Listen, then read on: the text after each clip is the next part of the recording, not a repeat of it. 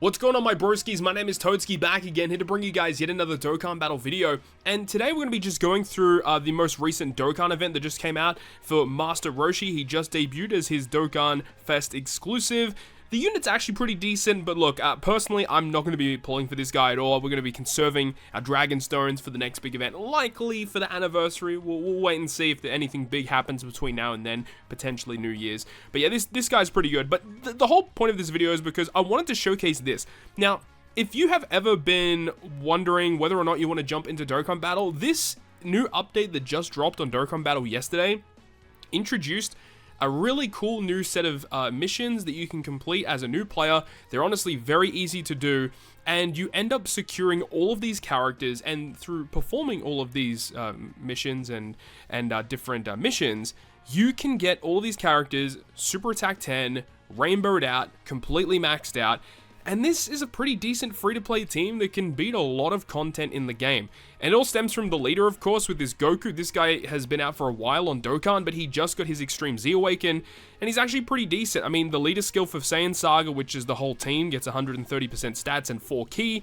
He's got the Super Attack, of course, which can greatly raise defense and massively raise attack, so that's really awesome. So he does a lot of damage. He's actually relatively bulky. And then his passive skill, it does a whole lot. He's got a whole bunch of stats, and of course, remember, it is a free-to-play unit, so you shouldn't expect this or compare this to some of the Dokkan Fest LRs or anything like that, or carnivals. Like, you shouldn't expect it to be anything on that level, but you gotta remember, in the context of it being a free-to-play unit, this character's pretty good, and the fact that you have the ability to get this character rainbowed out along with the rest of the team is fantastic. So we're gonna go ahead and use him today.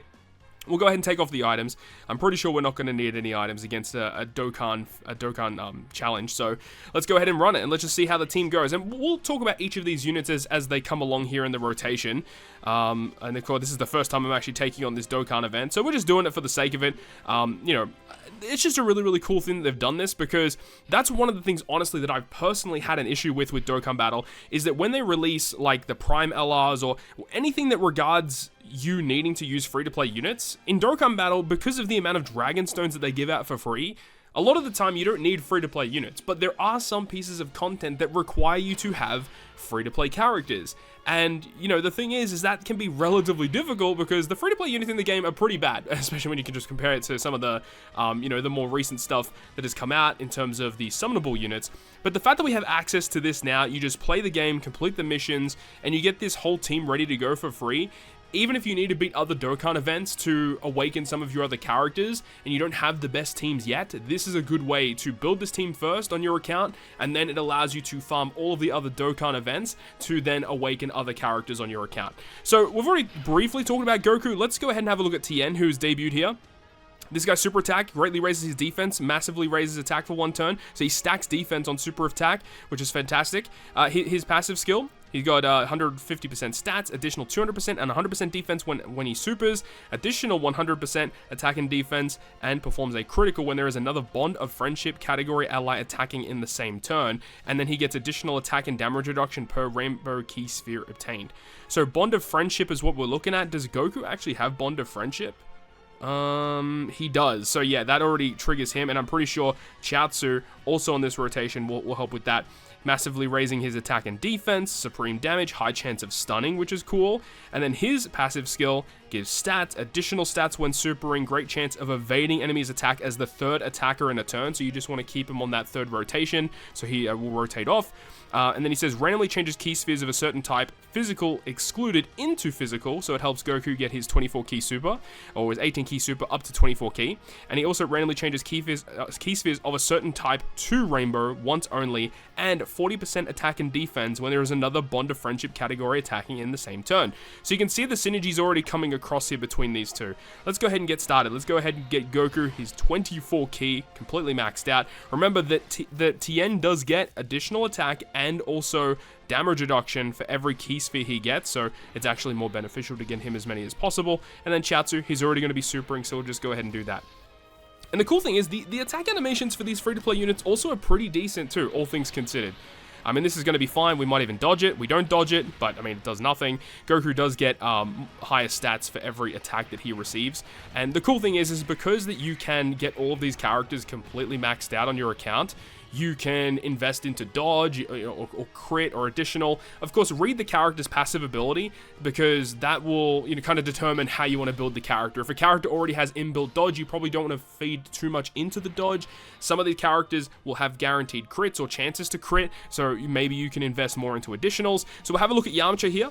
So Yamcha, he greatly raises attack and defense, then the supreme damage, and lowers enemy attack and defense. His passive skill, he gets additional ki, additional stats, additional 100%, 180% attack and defense when he supers, launches an additional attack that has a great chance to be a super, launches an additional super as the second or third attacker in a turn, 70% damage reduction within the same turn, and performs a crit when you're 50% or less at the start. So the lower your health, he gets a really good effect there. So we're definitely going to put him as the second or third attacker. Next, we have the Piccolo and Gohan character. Their passive skill, they get 30% attack and defense per Saiyan Saga or Earthbred Fighters category in the team. Of course, the whole team is going to be that. Additional 150% attack and defense when you super. Medium chance of performing a crit, plus 50% attack and defense, and launches an additional attack that has a great chance of becoming a super attack when all allies are super class, which of course they all are. Damage reduction when you've got Goku on the team, and then you've got Krillin as well. And the cool thing is, because all these characters have different typings, so you can basically take on whatever you want.